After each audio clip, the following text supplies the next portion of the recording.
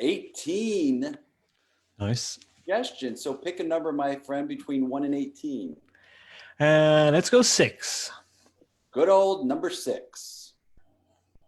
This comes Let's from go to Louise Woods, and the suggestion is headset. headset. Thank you, Louise. Headset. Thanks, Louise.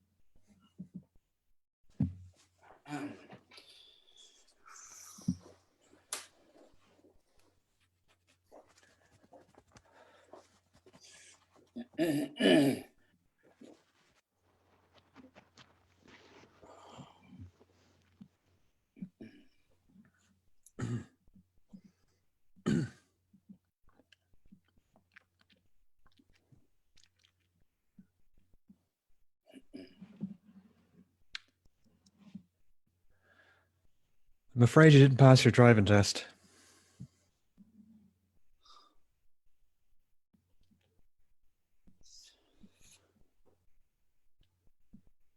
It's my third chance.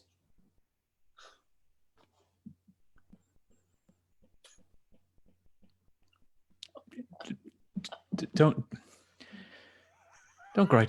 Don't cry, Tom. Don't cry. Look, all of us in the office here, we were all rooting for you. You know, we've really gotten to know you around here, Tom. Oh, Terry. I don't blame you. I don't blame you at all. You shouldn't. It was your own fault. Yeah. You know. Yeah. I mean, I really blew this one. It's you know, normally it's not this hard, but you know, after so many attempts, I'm embarrassed saying you didn't pass. Well, whew, well, I guess that's that.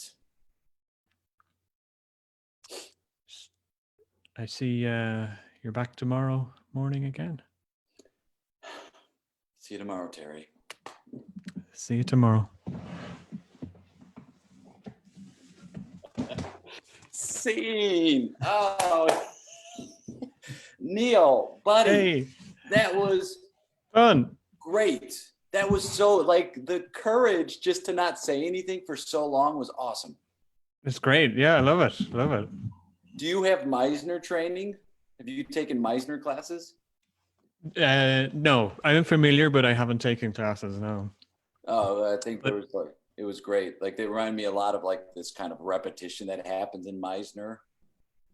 yeah, I And mean, we've a lot of physical theater in Europe, and there's some groups that are fantastic at that. And yeah, it's I think it's nice. We sometimes forget to play with that on stage, and like you say, that yeah. confidence of not speaking and just being. It's great. It's so much fun to do that and not worry about what the hell is going on and just feel it. Oh my It's God, nice.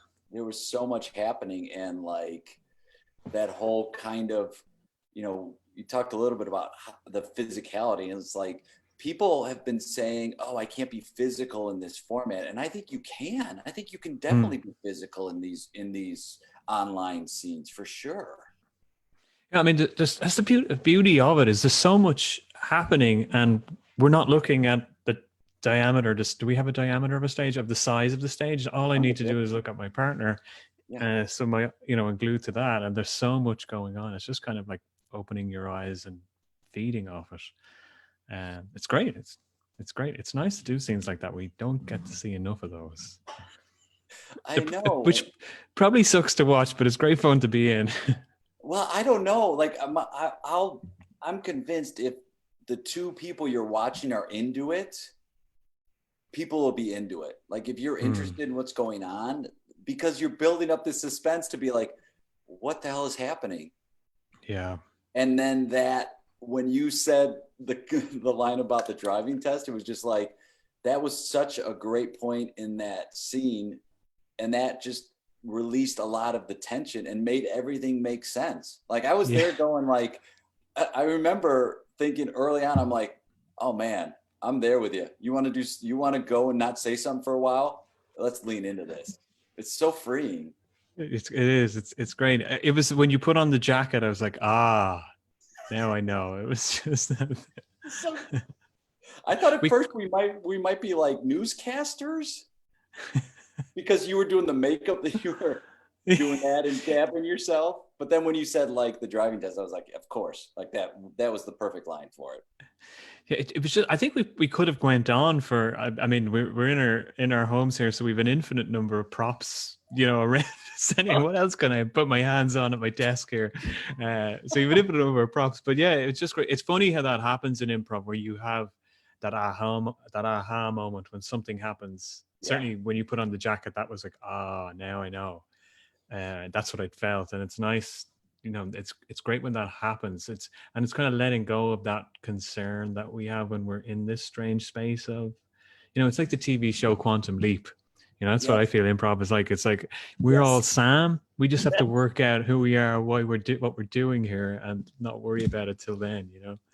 It's such a great that's such a great reference because that's that show where he leaps into a body. He's midway. He's in the middle of doing something, and it always Mm. ends. The episode always ends with him going from one body to another. He's in the middle of like he's on stage Yeah, and he has yeah. to sing or something, and it's just like oh boy, and then that's how it ends. But it's like That's it. Yeah. it's so true for improv too of like cut right Mm. into the middle of it, then figure it out as you go. Yeah, yeah, exactly. It's funny how they've never remade that TV show or made it into a movie. Oh, I love that show. I Yeah. watched, man, when I first got into it, I could not wait for that show to come on. I think it's just such a Mm. great and a way to explore storylines and way to put them into different situations. I mean, it's you're right. It should be remade or put into a movie. You would think now when they're Yeah. looking for things to do, they'd access that. But I mean, who knows? Maybe there'll be another at some point. Maybe somebody's going to work on it and bring it back. There is actually the Maydays in the UK. They do a Quantum Leap inspired show called Oh Boy, which is just Oh yeah. fantastic. One of them puts on the headset and the audience sets it up, and they have to work it out, as it goes along, while the rest of the improvisers are working it out. It's a joy to watch it being done. They even do the opening or the end credits. You remember in the 80s the way the end credits, you'd get like a second of a scene and it would freeze. They even do that at the end. It's fantastic. Oh my God, that's the best. And Mm. they're amazing. They're doing such great work, and it's really fun to watch groups who explore like stylized shows. I think those are Yeah. so much a joy to watch, and so much rewarding for the audience, because it comes to an end. You know where there's going to be some sort of climax to the show, and there's some sort of payoff.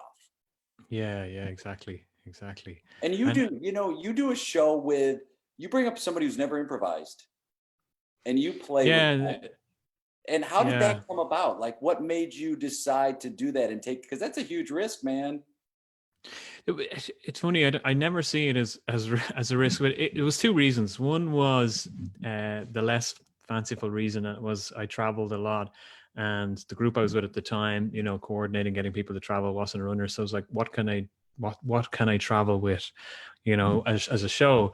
But also I also struggled like with some of the things we learn in improv, and kind of I had conflict about some of the cliches and the things we hear, and I always felt like that thing of like you can't do improv wrong. That was something I was like, well, can you?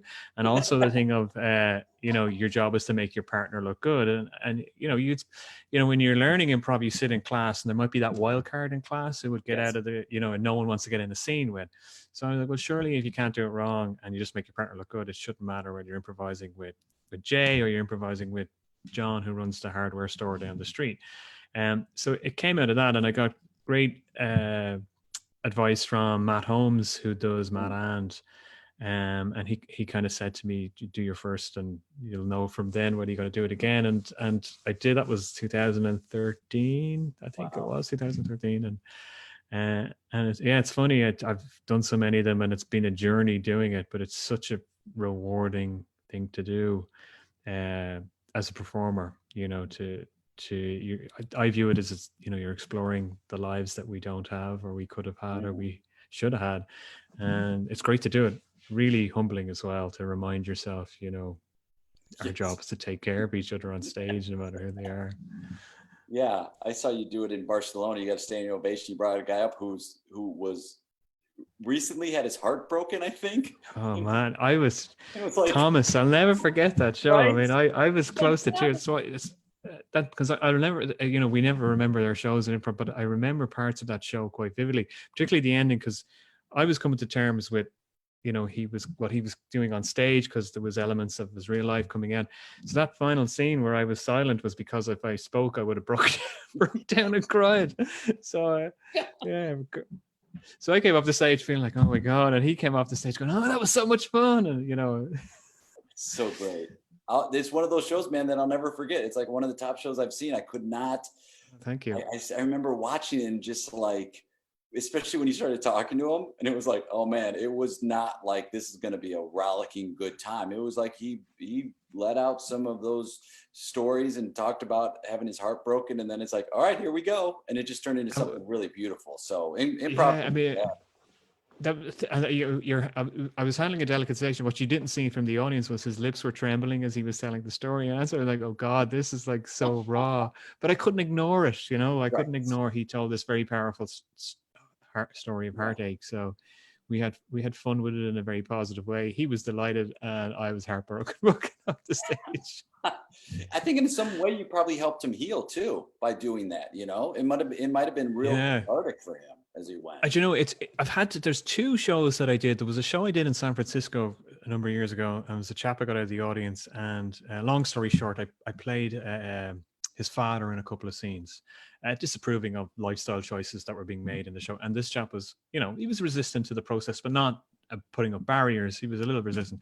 But every time I played his father, something changed. And at the end of the show, I take the person aside, chat to him, and he told me his dad had died the previous year. And I was like, I'll never work in this town again, kind of thing. But he was weeping, and he said, "This is tears of joy." That basically it was the first time he connected emotionally to his father's passing since the funeral. And that kind of blew my mind a bit.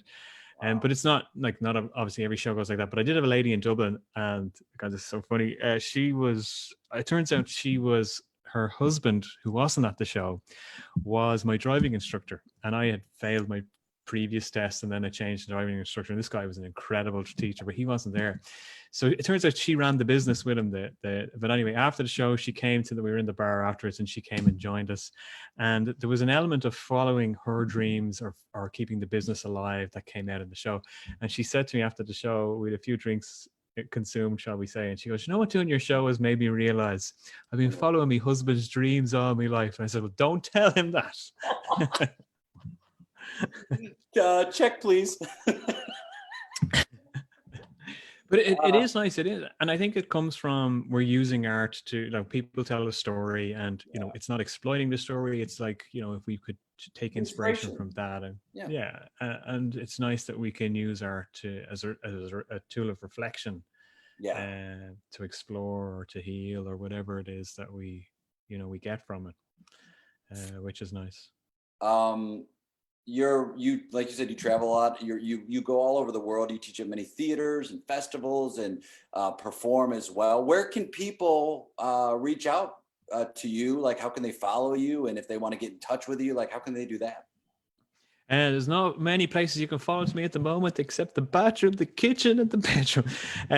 I'm so here in Dublin. So you'll find me online, Improv Neil on Twitter and on Instagram.